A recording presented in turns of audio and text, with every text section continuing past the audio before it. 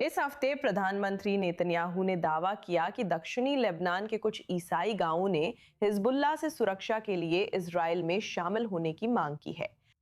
अब स्थानीय लेबनानी अधिकारी विरोध कर रहे हैं, कहते हैं उन्होंने विलय नहीं मांगा और वे लेबनानी रहना चाहते हैं। तलत अयूब के मेयर ने कहा, हम इजराइल या हिजबुल्लाह नहीं चाहते, वे एक दूसरे को मारे और हमें इससे बाहर रखे। आगे चर्चा के लिए हमारे साथ रिटायर्ड मेजर शदी खानूल कनूर हैं, जो दक्षिणी लेबनान के सुरक्षा क्षेत्र में पूर्व आईडीएफ अधिकारी और गलील अरामाइक सेंटर के संस्थापक अध्यक्ष हैं। शदी, 24 न्यूज इंग्लिश पर आपका हमारे साथ होना शानदार है, खासकर आपकी समझ और लेबनानी सुरक्षा क्षेत्र में सेवा को देखते हुए। आप इनमें से कई लेबनानी ईसाई गांवों में जा चुके हैं। जब नेतन्याहू कहते हैं कि कुछ ने इजराइल में विलय की मांग की, क्या ये आपको यथार्थवादी लगता है? ठीक है, हाँ, इस सवाल के लिए हमें इसे दो दृष्टिकोणों से देखना होगा। एक है लेबनानी, सीरियक, मारोनाइट, ईसाई नागरिक। इनमें से इस क्षेत्र में असल में हम लगभग 5 मुख्य दावों की बात कर रहे हैं: क्ला, मरजायोन और रमीस, देर बहर और एन एल बाल। ये गांव वास्तव में इजरायली सीमा के बहुत बहुत करीब हैं। इन्हें पहले हिजबुल्लाह द्वारा धमकी दी गई थी। वे वास्तव में अब भी हिजबुल्लाह से धमकी महसूस करते हैं, क्योंकि गांव अभी भी मौजूद हैं और नागरिक अभी भी वहां रहते हैं और वे इजराइल के खिलाफ युद्ध में शामिल नहीं थे।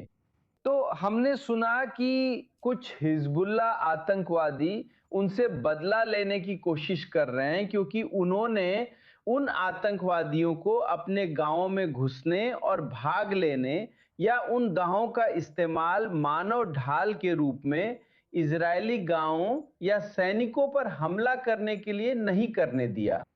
और इसी कारण हमने उन दावों के कुछ अधिकारियों को, जिनमें पादरी भी शामिल हैं, अलग अलग इंटरव्यू में ये कहते हुए सुना, सामान्य तौर पर लेबनानी सरकार को चेतावनी देते हुए, अगर आप लोग वास्तव में इस सुरक्षा को छोड़ देते हैं, इस इलाके को छोड़ देते हैं और अब आप इस इलाके में नहीं हैं और आपने लेबनानी सशस्त्र बलों को वापस हटा लिया, लेबनानी सशस्त्र बलों को हमारे शहरों से हटा लिया गया है और अब हम इजराइल के अधीन फंसे हुए हैं और इजराइल उनके शहरों से काफी उत्तर में है।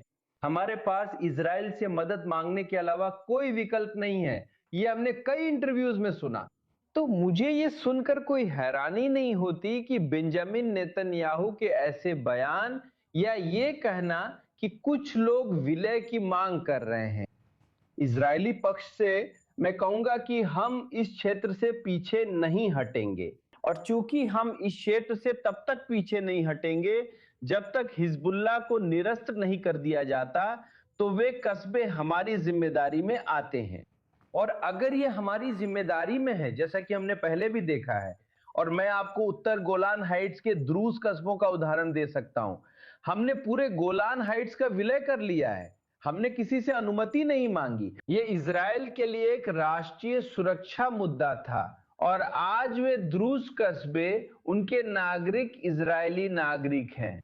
तो हमारे पास अतीत में उदाहरण है और हो सकता है कि यही उदाहरण इस क्षेत्र में भी लागू किया गया हो, और ये उन कस्बों में करना और भी आसान है जो इजरायली सीमा के बहुत बहुत करीब और उससे जुड़े हुए हैं। कुछ इजरायली सीमा से सिर्फ 1 किलोमीटर दूर हैं।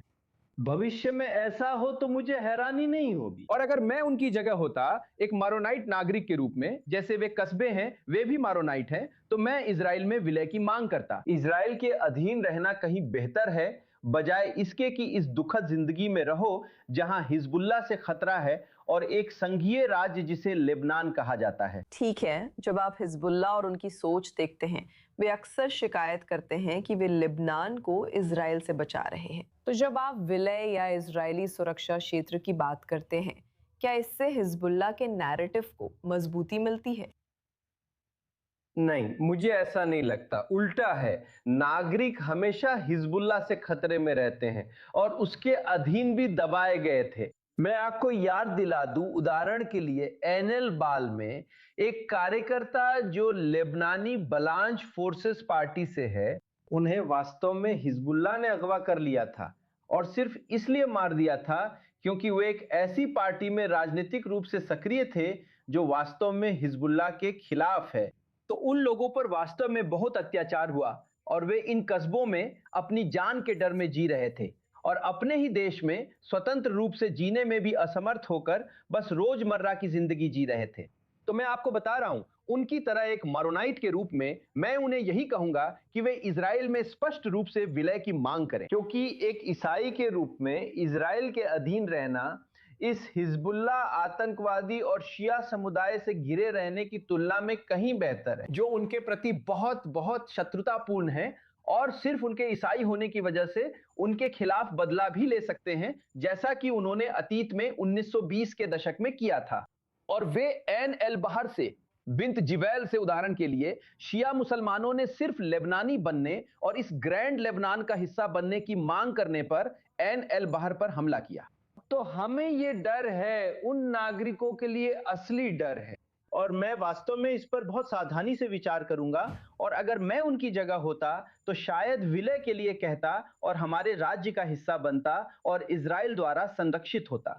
सीमा पार पड़ोसियों को मजबूत संदेश, रिटायर्ड मेजर शदी खली। आज i24 न्यूज इंग्लिश पर हमारे साथ होने के लिए धन्यवाद।